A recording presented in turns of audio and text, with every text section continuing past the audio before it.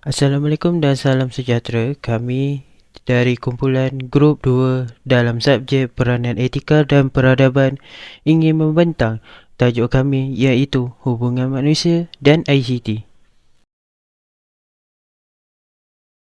Apa itu ICT? ICT ialah Teknologi Maklumat dan Komunikasi atau nama ringkasannya ICT, Information and Communication Technology.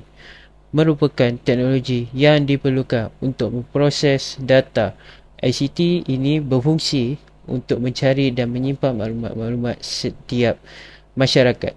ICT juga menjadi kemudahan dan menjadi perlindungan setiap masyarakat untuk mencari maklumat-maklumat yang diperlukan. Asal-usul ICT, Teknologi Maklumat Information Technology atau IT dan Teknologi Maklumat dan Komunikasi iaitu ICT merupakan teknologi yang diperlukan untuk memproseskan data. Ruang lingkup tajuknya sangat luas berkenaan segala aspek dalam mengurus maklumat secara tepat dan mudah, penggunaan komputer dan perisian untuk mengubah, menyimpan, melindungi, memproses, memindah, melihat dan mendapatkan maklumat tanpa mengira tempat dan waktu. Definisi teknologi maklumat boleh diringkaskan sebagai satu proses pengaliran, penyebaran, pemprosesan dan penyimpanan maklumat menggunakan perantaraan teknologi. Seperti yang diketahui umum, teknologi disifatkan sebagai satu bentuk pemudah cara yang membolehkan pengaliran maklumat menjadi sangat pantas. Sebenarnya, teknologi maklumat tidak terhad kepada internet dan komputer sahaja, tetapi ia melibatkan televisyen, telefon dan sistem satelit dalam menyampaikan maklumat kepada penerima. Asas penting dalam penggunaan teknologi maklumat. Yang pertama, teknologi maklumat adalah untuk mengubal maklumat. Ia digunakan untuk suntingan dengan menggunakan teknologi. Contohnya, dengan menggunakan komputer, ia boleh merekod bunyi, imej dan sebagai pengesahan gerakan. Yang kedua, adalah untuk memanipulasikan maklumat dan proses semula imej. Dan yang ketiga, digunakan untuk berkomunikasi iaitu menjelaskan bagaimana teknologi maklumat digunakan untuk berkomunikasi bagi mendapatkan maklumat daripada sumber kepada penerima. Kepentingan ICT kepada manusia. Antara kebaikan ICT kepada manusia ialah proses berkomunikasi yang lebih baik. ICT telah merevolusikan cara berkomunikasi yang memudahkan proses interpersonal antara dua individu atau lebih.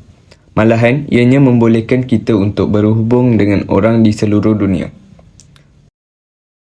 Kedua, peningkatan akses kepada maklumat dan sumber.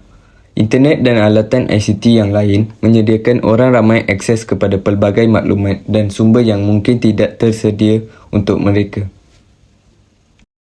Ketiga, peningkatan kecekapan dan produktiviti.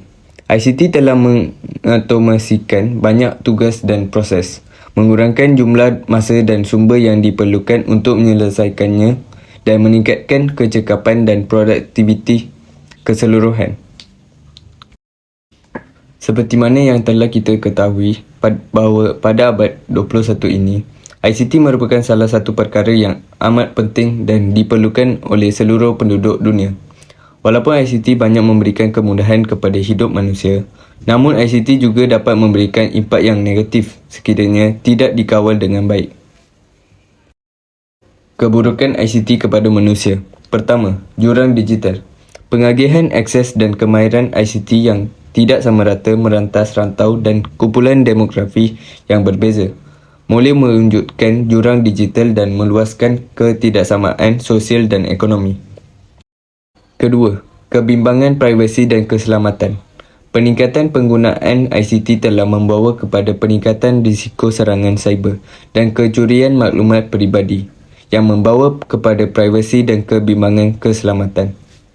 Terdapat beberapa contoh alat peranti elektronik dan juga sosial media yang sering diguna oleh orang ramai pada zaman kini. Bagi alat peranti elektronik adalah komputer sama ada desktop ataupun komputer riba, kemudian telefon pintar, tablet, TV pintar dan juga konsol permainan. Manakala, bagi sosial media yang sering digunakan pada zaman kini adalah Twitter, Facebook, Instagram, TikTok dan Snapchat. Apa yang akan berlaku jika tiada teknologi di negara kita? Sekiranya tiada teknologi, dunia akan berubah secara drastik dan banyak aspek kehidupan seharian akan terjejas. Komunikasi akan menjadi lebih terhad dan perlahan kerana orang ramai perlu bergantung pada perbualan bersemuka atau surat bertulis untuk berhubung antara satu sama lain. Ini akan menyukarkan untuk terus berhubung dengan rakan dan keluarga yang tinggal jauh dan urusan perniagaan akan terhalang. Pengangkutan akan diperlahankan dan menjadi kurang cekap kerana orang ramai terpaksa bergantung pada kuda, basikal atau kaki mereka sendiri untuk bersiar-siar. Ini akan memberi kesan kepada kedua-dua perjalanan peribadi dan komersial dan boleh mengakibatkan masa berulang-alik yang lebih lama dan mobiliti yang berkurangan. Pilihan hiburan akan menjadi lebih terhad kerana tidak akan ada televisyen, permainan video atau perkhidmatan penstreaman berasaskan internet.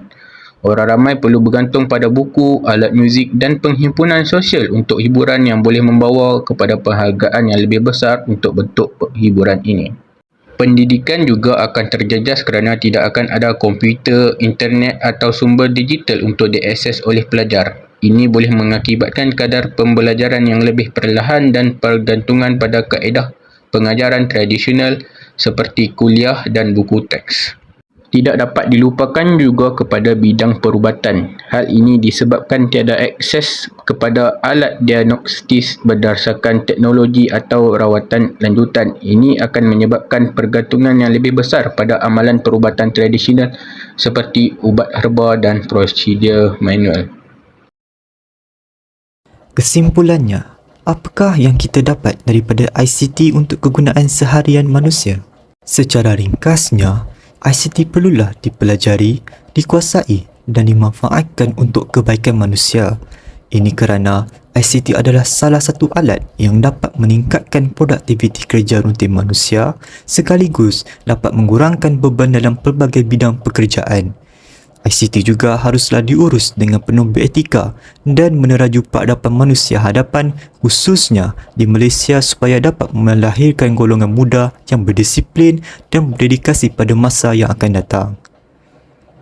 Harapan saya ialah saya berharap kepada semua penonton ataupun yang berada di luar sana untuk mengambil iktibar daripada apa yang telah dihujahkan sebentar tadi.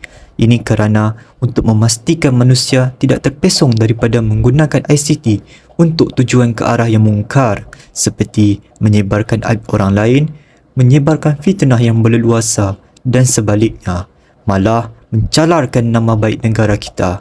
Oleh itu, marilah kita bersatu dan sebarkan ini kepada orang lain agar mereka tidak terikut dengan perbuatan yang mampu memudaratkan hubungan antara kaum yang lain mahupun saudara dan saudari sekalian. Akhir kata, bersatu kita teguh, bercerai kita roboh.